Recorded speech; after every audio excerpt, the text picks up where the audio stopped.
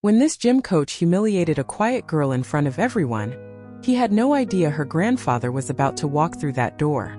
Anna just wanted to learn jiu-jitsu, but Coach Rex had other plans. He mocked her stance, slapped her training gloves across the mat, and when she mentioned her grandfather trained special forces, the entire gym exploded in cruel laughter. "Yeah right, what is Chuck Norris, your grandpa or something?" they sneered. But Anna wasn't lying. The next day when Coach Rex saw who walked in with Anna, his face went completely white. Because sometimes the legends are real. What happened next was captured on someone's phone and changed everything. Coach Rex actually challenged Chuck Norris to step on the mat, and in less than 3 seconds, justice was served in the most epic way possible. But this story gets even crazier when the news crews showed up and students started revealing the dark secrets behind this gym's operation. Stay tuned to see how one legendary takedown exposed an entire scheme and launched a legacy that's still growing today. Anna walked into the bright lights of the top-tier jiu-jitsu gym. The air smelled like sweat and cleaning supplies. Mats covered the floor, a bold blue color. A few people were already stretching, their colorful belts tied neatly around their waists. Anna clutched her new, plain white GI. It felt stiff and unfamiliar. She was a quiet woman, not one for big crowds or loud places. Most days, she preferred the company of books or the gentle hum of her grandfather's workshop. But she wanted to learn to feel stronger, not just in her arms and legs but inside too. She found a spot at the edge of the mat and began to mimic the stretches she saw others doing. She listened more than she spoke, trying to absorb everything. The coach, a big man with a loud voice named Rex, strutted onto the mats. His black belt looked almost as old as he was. He clapped his hands and the sound echoed through the gym. "All right, newcomers, let's see what you've got. Or what you don't got." His eyes scanned the group and landed on Anna. She was smaller than most, and her movements were careful, almost delicate. A smirk spread across Coach Rex's face. Well, what do we have here? This isn't ballet class, sweetheart." A ripple of laughter went through some of the more experienced students. Anna felt her cheeks grow warm. She tried to stand taller to make her stance firmer, but she just felt more awkward. One of the students, a young man with a bright orange belt named Mark, snickered and did a clumsy imitation of her softer posture, prancing like a dancer. More laughter followed. Anna's voice was barely a whisper. "I just want to learn." "Learn what?" "How to tiptoe around." Coach Rex boomed. He walked closer, towering over her. "You gotta be tough in here. You gotta have grit. Where you from, anyway? Who taught you to stand like that?" Anna swallowed. She didn't like being the center of attention, especially not this kind of attention. "My grandfather," she said, her voice a little stronger now. "He trained special forces." The gym erupted. Not with quiet awe, but with loud, booming laughter. Coach Rex threw his head back and roared. Mark slapped his knee. "Special forces?" someone shouted. "Yeah, right. What is Chuck Norris, your grandpa or something?" The question hung in the air, dripping with sarcasm. Anna didn't answer. She just looked at the mat. The blue seemed to swim before her eyes. She felt a knot in her stomach. She had hoped this place would be different. A place to build confidence, not a place to have it torn down. The laughter died down, but the smirks remained. Coach Rex stepped right up to her. He pointed at the simple, thin cotton gloves she wore for basic drills. "You think those little things are gonna help you?" Before Anna could react, he reached out and slapped her gloves, not hard enough to hurt, but sharply, sending them skittering across the mat. One landed near the wall, the other by Mark's feet. The gym fell silent, watching. "Come back when you're serious," Coach Rex said, his voice cold and dismissive. "This is a gym for fighters, not dreamers talking about their grandpappies." He turned his back on her and clapped his hands again. "All right, regulars, let's get to work." Anna walked home that day feeling completely humiliated, her confidence shattered by Coach Rex and his students. But you know what's crazy? Stories like this happen in gyms all around the world. I'm curious, where are you watching this from? Drop your country or city in the comments. I bet there are people from everywhere who've dealt with bullies like Coach Rex. Let's see how global this community really is while Anna's grandfather prepares to show Rex what real strength looks like. The walk home was long and quiet. The sounds of the city, the cars rushing by, the distant sirens, all seemed to fade into a dull hum in Anna's ears. She didn't cry. The hurt was too deep for tears, sitting like a cold stone in her chest. Her hands, unloved and empty, trembled slightly by her sides. She replayed the scene in the gym over and over in her mind. The coach's sneering face, the laughter of the other students, the way her small voice had been swallowed by their mockery. Each memory was like a tiny pinprick. She reached her small house, the paint on the porch a familiar faded blue. Her grandfather was waiting by the door, as he often was when she came home. He was a man of few words, his presence calm and steady like an old oak tree. He wasn't a large man, but there was a quiet strength about him, a stillness that always made Anna feel safe. He looked at her, his gaze gentle but observant. He didn't ask what happened. He didn't need to. He saw the slight droop of her shoulders, the way her eyes avoided his, the faint tremor in her hands that she tried to hide. He noticed her bruised pride, a hurt far more significant than any mark a carelessly slapped glove could leave on her skin. He simply opened the door wider and stepped aside for her to enter. The house was filled with the comforting smell of old wood, and the faint, clean scent of oil he used for his tools. Anna walked into the living room and sat heavily on the edge of the worn armchair, the one that had been there as long as she could remember. Her grandfather followed her in. He didn't speak, didn't offer empty words of comfort. Instead, he walked over to a small, wooden box that sat on a high shelf, a box Anna had rarely seen him open. He took it down carefully. It was dusty, the wood dark with age. He opened the lid and from inside he retrieved a single object. He walked back to the small table beside Anna's chair and placed it down. It was a coin. Not shiny and new but old and worn, its edges smoothed by time and handling. It was a heavy bronze-colored medallion. Anna leaned closer. She could just make out an eagle, an anchor, and a trident, the emblem of the Navy SEALs. It lay there on the polished wood of the table, a silent testament to a past he rarely spoke of. Anna looked from the coin to her grandfather's face. His eyes met hers, and in them she saw not pity but understanding and something else, a quiet resolve. He gave a single knowing nod. Then his voice, though soft, cut through the heavy silence in the room. "Pack your bag," he said. "We're going back." Anna looked at him surprised. Back to the gym? After what happened? But there was a firmness in his tone, a certainty that left no room for argument. The coin on the table seemed to gleam faintly in the afternoon light. It wasn't just a piece of metal. It was a promise, a history, a silent challenge. The next day, the top-tier jiu-jitsu gym buzzed with its usual energy. Coach Rex was in his element, his voice echoing as he demonstrated a complicated takedown. Students grunted and sweated, the rhythmic slap of bodies hitting the mats filling the air. Mark, the orange-belted student, was particularly loud, trying to impress the coach with his aggressive sparring. Everything seemed normal, just another Tuesday afternoon class. The mockery of the previous day seemed forgotten by most, just a minor blip. Then the gym door creaked open. Everyone paused, mid-grapple, mid-stretch. Anna walked in. Her chin was up, not high in defiance, but with a quiet steadiness that hadn't been there before. She wore the same simple white GI, but this time she wasn't alone. Walking just a step behind her, moving with an almost silent grace, was her grandfather. He was dressed in simple, dark clothing, nothing flashy. He carried no gym bag, no gear. He just walked in, his eyes taking in the room with a calm, unhurried gaze. He didn't look imposing like Coach Rex, who relied on bulk and volume. Instead, he had an aura of quiet authority, a stillness that drew every eye in the room. Coach Rex stopped his demonstration, a look of annoyance flashing across his face at the interruption. He squinted at Anna, then his eyes shifted to the older man beside her. A smirk slowly spread across his lips. He clearly didn't recognize him. He probably thought this was some concerned relative coming to complain. "Well, look who's back," Coach Rex said, his voice dripping with false sweetness directed at Anna. Then he turned to her grandfather, sizing him up with a dismissive glance. "What's this? Did you bring your lawyer, little lady? Or maybe your grandpa wants to sign up for the seniors discount program."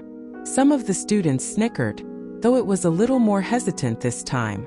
Anna's grandfather didn't react to the jibe. His expression remained serene. His voice when he spoke was soft, yet it carried clearly through the suddenly quieter gym. "Just here to observe," he said. He gave a slight nod, a gesture of politeness that somehow held more weight than any shouted demand. Coach Rex snorted.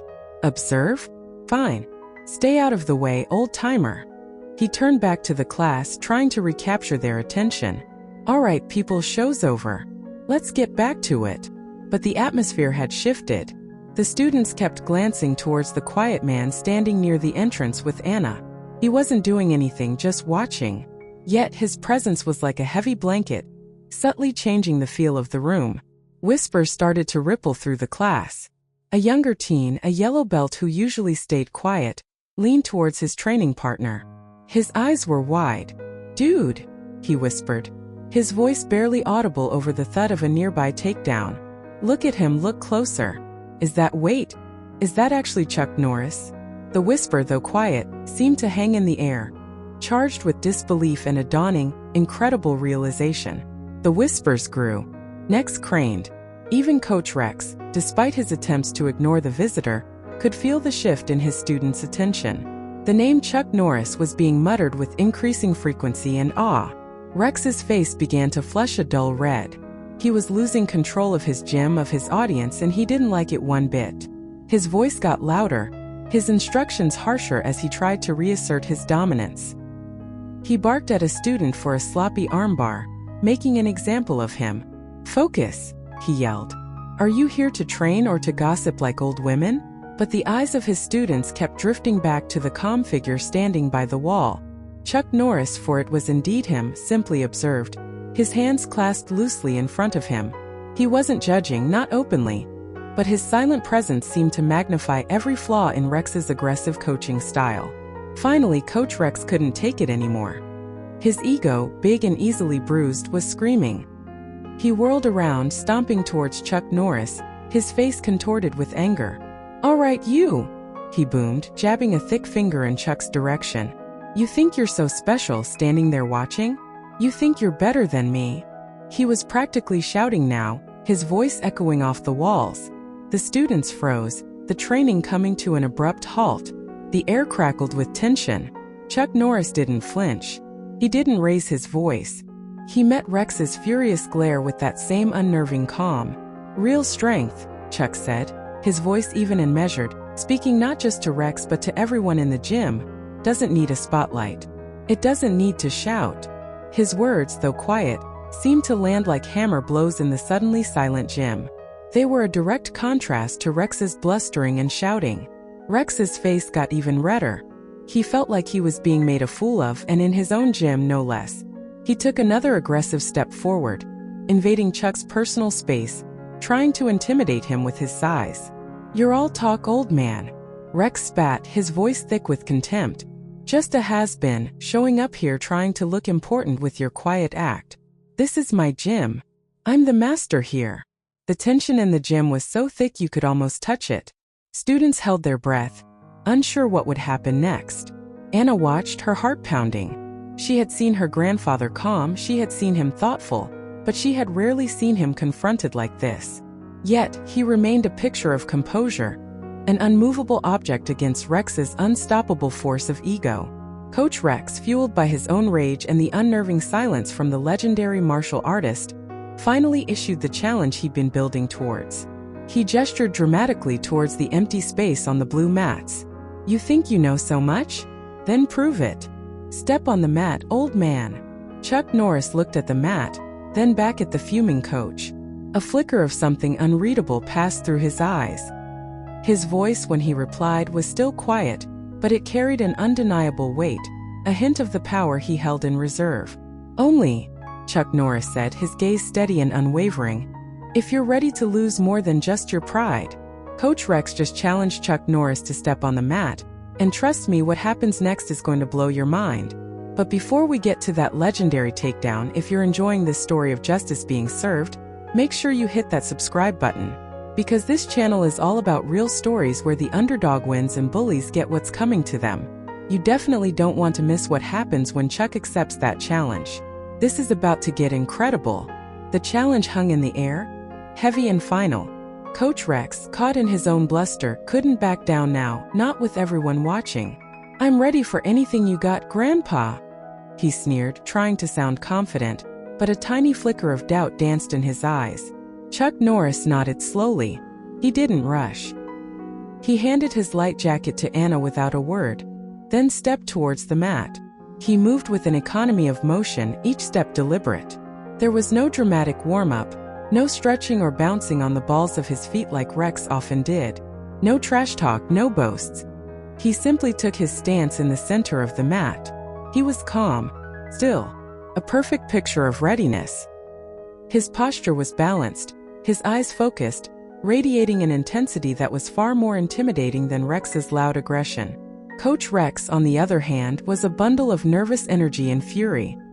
He bounced, shaking his arms, trying to pump himself up. He saw an old man, perhaps a bit slower, perhaps relying on an old reputation. He saw a chance to put this legend in his place and re-establish his own dominance. With a roar, Coach Rex lunged. It was a wild, telegraphed attack, a clumsy rush fueled by anger rather than skill. He aimed for a tackle, hoping to use his larger size to overpower Chuck. What happened next was almost too fast to see. As Rex surged forward, Chuck didn't retreat.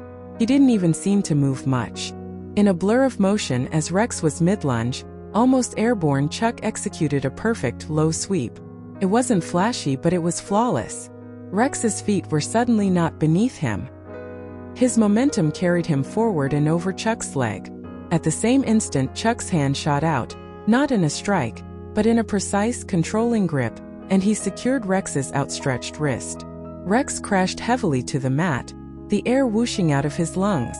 Before he could even process the fall, Chuck had transitioned, a knee lightly on Rex's chest. His wrist locked in a hold that was inescapable, painful, and utterly controlled. It had taken mere seconds. One moment Rex was charging, the next he was pinned, immobilized, defeated. Gasps echoed through the gym. Then absolute silence. Someone, probably the teen who had first recognized Chuck, dropped their phone. It clattered loudly on the wooden floor by the edge of the mats, the sound unnaturally loud in the stillness. The screen was still lit, perhaps it had been recording. Chuck Norris held the lock for a moment, ensuring Rex understood the completeness of his defeat. Then, just as quickly and smoothly as he'd applied it, he released the hold. He stood up, offering no further comment on the takedown itself. He simply looked down at the stunned and winded coach. "That," Chuck Norris said, his voice calm but firm, each word clear and resonant, "was for making her feel small, for telling the truth."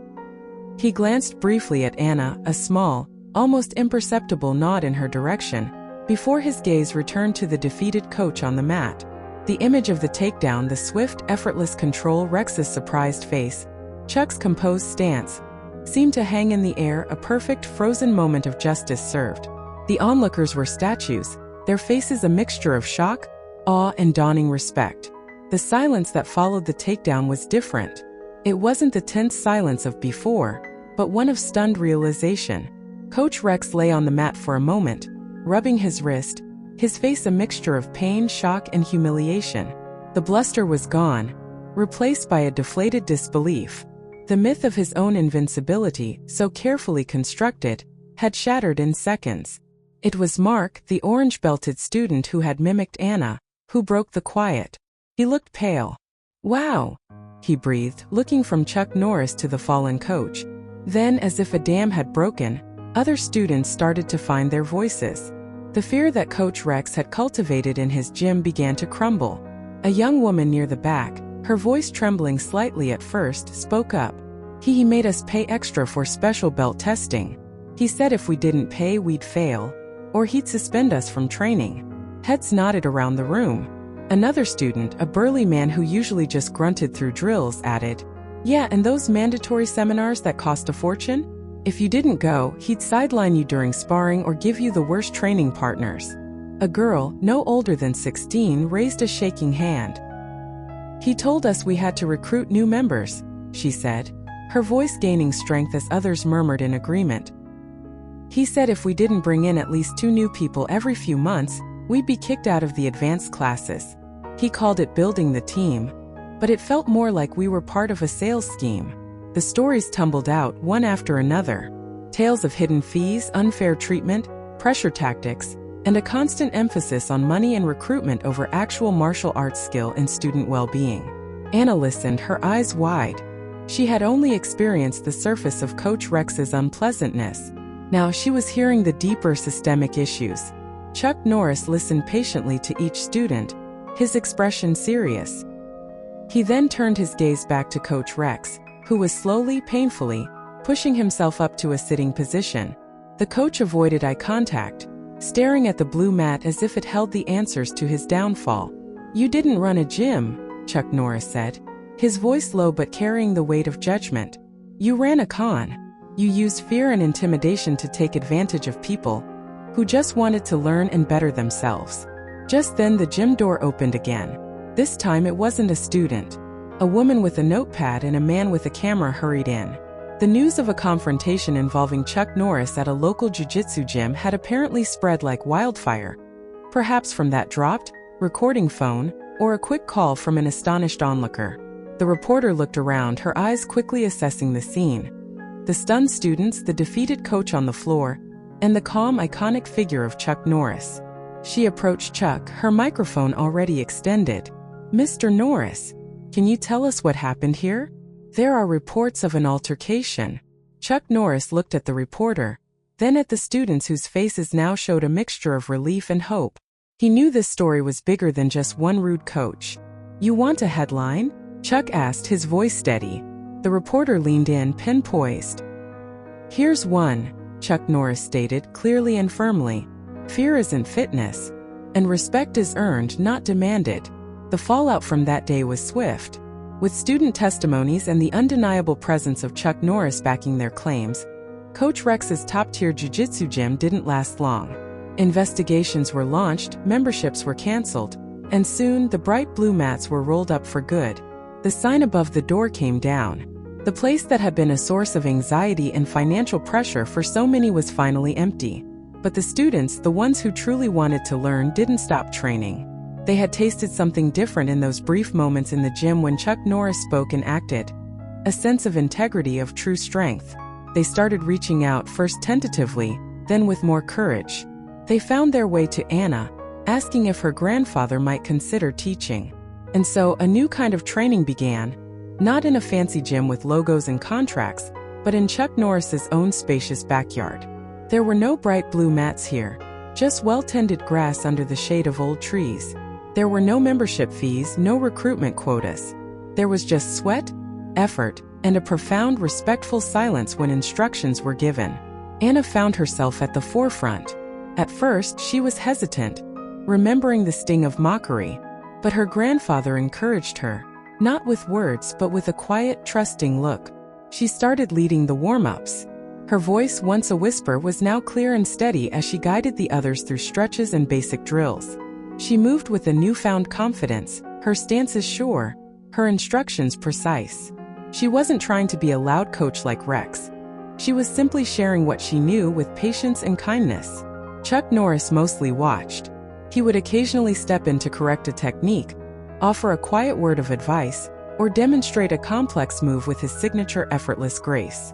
But more often than not, he observed from the porch steps or a simple garden chair, a gentle smile playing on his lips as he saw the group learning and growing together.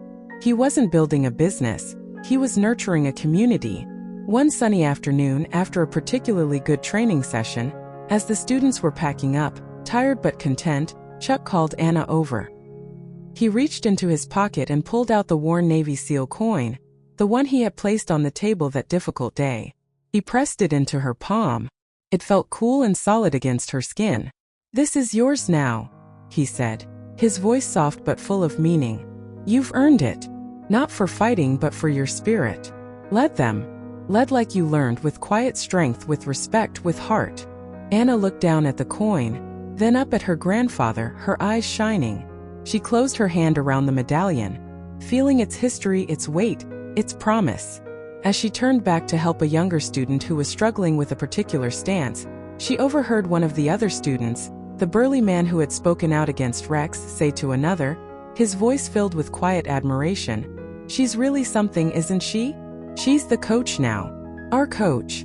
Soft music seemed to swell from an unseen place, perhaps just the rustling of leaves and the happy, tired chatter of the students, but it felt like a soundtrack to this new beginning. Weeks turned into months. The backyard training sessions became a beloved routine. Under Anna's quiet guidance and her grandfather's watchful eye, the students thrived. There was no yelling, no shaming, no pressure to be anything other than their best selves. If someone fell, a hand was instantly offered to help them up. If someone struggled with a move, others would patiently assist, sharing tips and encouragement. They trained with focus, with a shared sense of purpose and mutual respect. It was a stark contrast to the fear-driven atmosphere of Coach Rex's gym. One Saturday morning, a mother stood by the edge of the yard, watching her teenage son practice a throw with another student. They were both smiling even as they sweated. She turned to another parent standing nearby, a quiet awe in her voice. "This," she whispered, gesturing to the scene before them. "This feels real. This is what learning should be like." Chuck Norris sat on his porch swing, a steaming cup of tea in his hands. He watched the students, a deep sense of peace settling over him. He didn't need to instruct every moment, didn't need to be the center of attention. He had planted a seed, and now he was watching it grow. Anna moved among the students, her voice calm and encouraging, her movements fluid and confident. She was not a carbon copy of him, but she embodied the principles he held dear: discipline, respect, humility, and inner strength. The narrator's voice seemed to weave through the scene like a gentle breeze. "Strength isn't just about muscle or technique," the voice mused. "True strength, the kind that lasts, isn't taught through lectures or force. It's witnessed. It's seen in action, in quiet courage, in resilience. And then, if you're lucky, it's passed on, not as a lesson, but as an inspiration." Anna paused for a moment during a break, wiping sweat from her brow. She unconsciously touched the Navy SEAL coin, which she now kept in a small pocket of her training pants. She pulled it out, its worn surface warm from her touch. She looked at the eagle, the anchor, the trident. It wasn't just a piece of metal anymore. It was a reminder of where she'd come from, what she'd overcome, and the kind of leader she was becoming. It represented a legacy, not of fame or fortune, but of character. The sunlight caught the bronze, making it gleam for a moment before she closed her hand around it again, a small, determined smile on her face. "Legacy doesn't scream its presence from the rooftops," the narrator concluded, as the image of Anna, strong and serene among her students, filled the mind's eye. "It doesn't need to. It simply stands, quiet, enduring, true." And in the peaceful quiet of the backyard, with the sound of earnest effort and shared laughter, that legacy was very much alive.